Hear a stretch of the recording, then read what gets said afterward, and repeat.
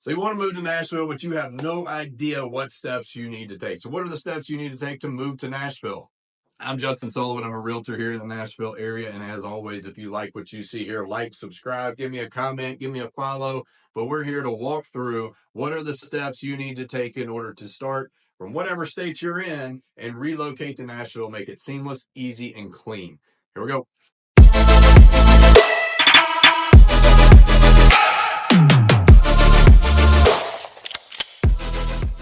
You're wanting to move to Nashville, but your first thought is, where in the world do I start? Well, it's time to get started. Let's figure it out.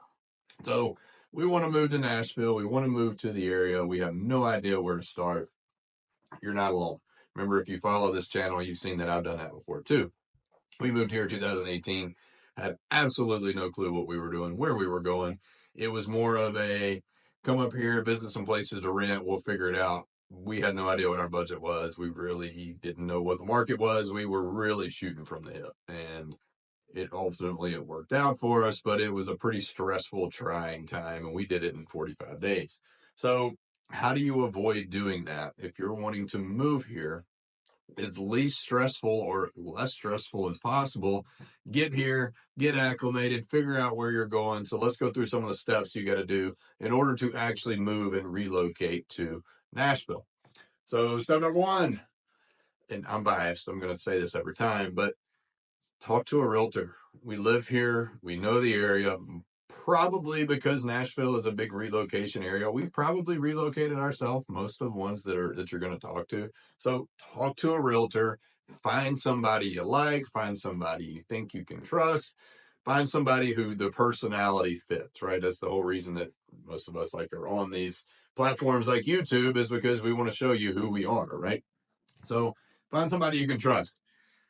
2, take that personality, take that person that you're dealing with, that realtor, whoever it may be, use their network, use their resources, use their guys, quote unquote, because everybody wants to be the guy that has a guy, right? So get the realtor to introduce you to a lender or a loan officer and say, hey, this is what we're looking at, this is how we're going to do this is our situation, and just map it all out. So we talked to a realtor, we got them, we're using their people, we're now talking to lenders, so we've got a budget, right? We know where we're comfortable, we know what we're doing. We're coming from, I don't know, Chicago, California, New York, Texas, Colorado, Arizona, you name it. Folks are coming from everywhere.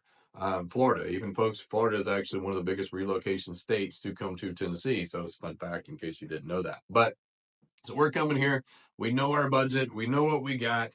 Now we got to do a little research, because when you're moving to Nashville, you're not just coming to Nashville. You've got a ton of different neighborhoods in just Nashville itself, right? Depending on what your budget is.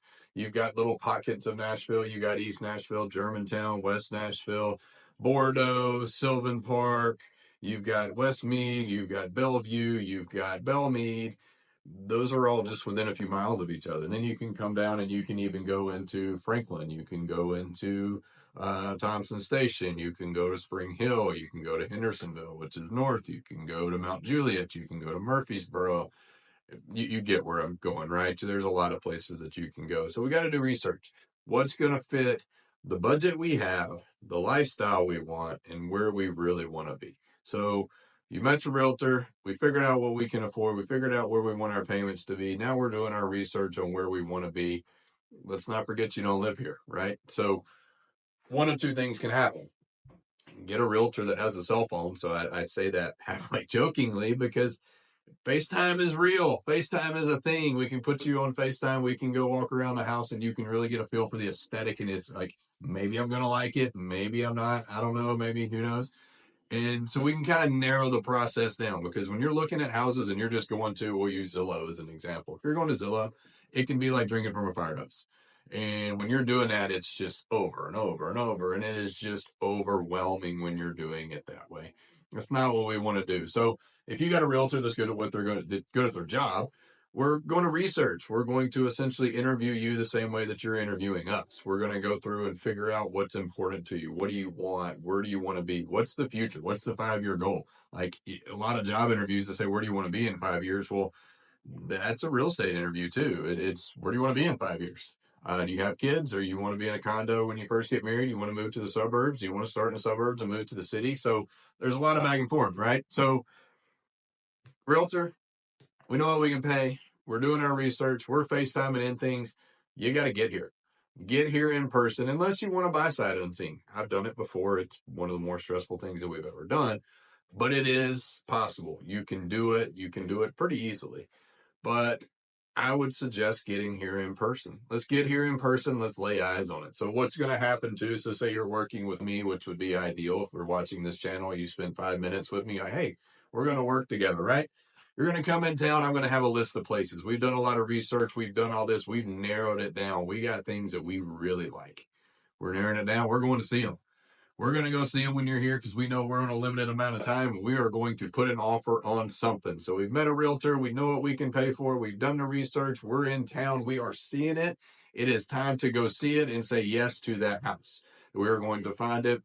Find the one where you walk in, you go up to the door, you start walking in. It's got the curb appeal. It's like Christmas morning, and you walk in and you know this is your house. This is where you want to be. And we put an offer in it. We try to get that offer accepted 30 to 45 days, depending on the situation. If you got to sell a house, how long it's going to take you, all the things. Then we're going to close. Well, what happens after you close? Well, you got to move here, right? You're going to need people. So remember, going back in the beginning, you talk to a realtor that's got people, that's got a pretty vast network of trades, or of different vendors and things like that. So you may need somebody to cut your grass. You may need somebody to put blinds in your house. You may need somebody to install a fireplace. I've had that happen recently. All of those things, we've got a list. So you get here, what do you need? We got you. Let's set it up, right?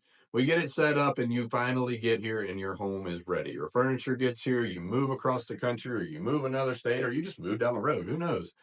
You take all the steps, you've done all the research, you've got the right people in place, so that something that should be probably pretty stressful is not that stressful if you do it the right way. But it all comes down to two of the most important things, right?